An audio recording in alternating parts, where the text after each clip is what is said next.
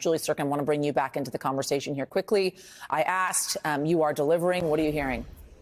Yeah, and just forgive me, I'm looking down at my phone because I'm getting texts from members in real time. This call is ongoing, and just a few moments ago, Speaker Johnson unveiled his plan.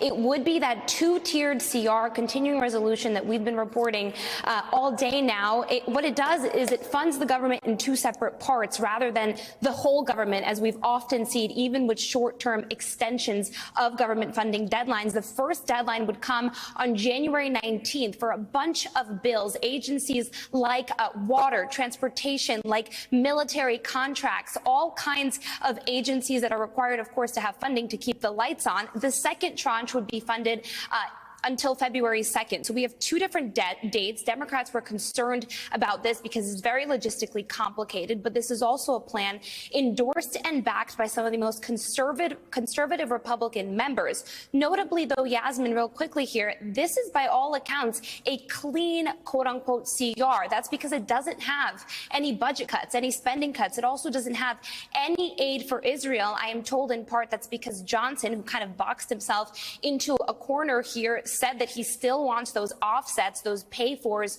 for any emergency aid, including to Israel, something that he definitely supports. So details here just in the last couple of minutes. I'm told bill text will drop at the end of this call. We'll certainly look out for that.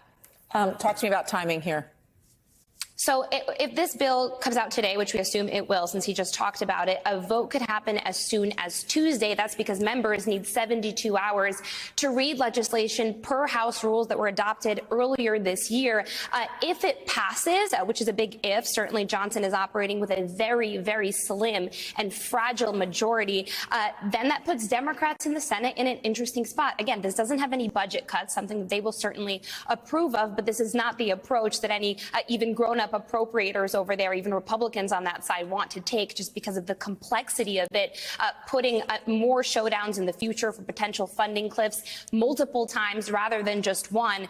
If it doesn't pass, the Senate already began work on their own clean continuing resolution with just one funding deadline, I'm told, likely going into mid-January. So we'll see how this shakes out here over the next coming days. Who is likely to object to this on the Republican side?